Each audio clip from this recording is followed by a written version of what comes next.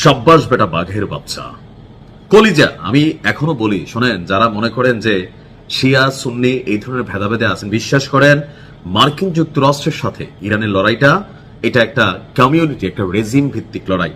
আজকে এক যুগে একটা দুইটা না, 85টা, কয়টা, 85 মার্কিন সামরিক ঘাঁটি, বিমান ঘাঁটি, নৌ ঘাঁটি, ক্ষেপণাস্ত্র উৎক্ষেপণ ঘাঁটি, অর্থাৎ যত ধরনের ঘাঁটি আছে এক যুগে 85টা ঘাঁটিতে হামলা চালিয়ে ইরান তাদের শক্তির অবস্থান জানান দিছে। এখন অনেকে আসলে জানেন না যে কেন হঠাৎ করে ইরান এই হামলা চালাইলো। ইরান কি কথা দিয়ে কথা রাখে নাই? না, খেলাটা কিন্তু অন্য জায়গায়। একদিকে যখন ইরানের সর্বোচ্চ নেতার শেষকৃত্যের অনুষ্ঠান চলছে, সারা পৃথিবী থেকে মানুষ সেখানে যাচ্ছে, ঠিক ওই মুহূর্তে মার্কিন যুক্তরাষ্ট্র এবং তাদের মিত্ররা, অর্থাৎ তাদের যে পালিত পুত্র আছে ইসলি, তারা বিমান হামলা চালিয়েছিল ইরানের উপর, এবং ইরানের নৌবাহিনীর যে জাহাজগুলো আছে সেইখানে তারা একটা গুতা মারছে। আর গুতার জবাব ইরান একযোগে 85টি ঘাঁটিতে। তবে কোথায়? ওই যে বরাবরের মতন আমাদের কপালটাই খারাপ যে কুয়েতের মতন ছোট্ট একটা দেশ, অনেকে বলে থাকে আমাদের কুমিল্লা জেলাটা সমান না, এইখানে 11টা ঘাঁটি আছে আমেরিকার। কেন এতগুলা ঘাঁটি?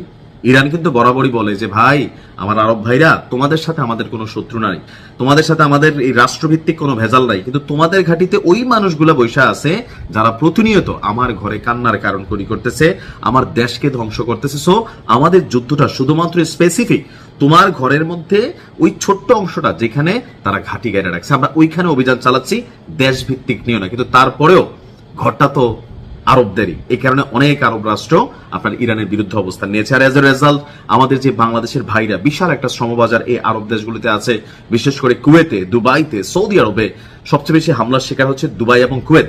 এখানে অনেক বাঙালি আছে, তারা অনেকেই ক্ষতিগ্রস্তের শিকার হচ্ছে।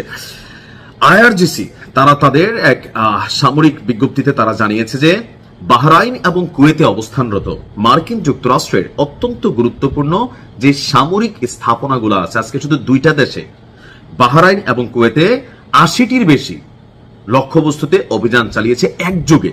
শক্তিশালী ক্ষেপণাস্ত্র এবং ড্রোন অভিযান চালিয়েছে আপনার ইরান।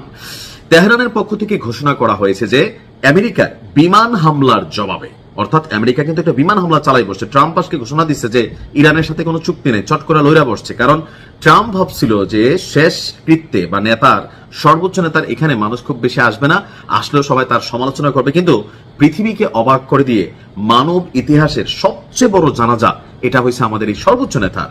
তো তার প্রতি মানুষের আনুগত্য, ভালোবাসা, জনগণের ভালোবাসা দেখা ট্রাম্পের কিন্তু মাথাটা হালকা আউলাই গেছে, যার কারণে সে ঠাস করে একটা অভিযান চালাই বসছে।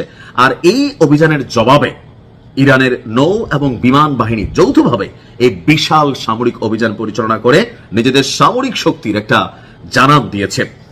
আপনার বাহরাইনে অবস্থিত মার্কিন নৌবাহিনীর 5ম নৌবহর বা 5th ফ্লিটের যে প্রধান ঘাঁটি আছে, এবং কুয়েতের আলী আল সালেম যে বিমান ঘাঁটি আছে, সেখানে সরাসরি তারা অভিযান চালিয়েছে। আপনার টোটাল 85টি নির্দিষ্ট স্পটে সফল অভিযান চালানোর দাবি করেছে আপনার ইরান।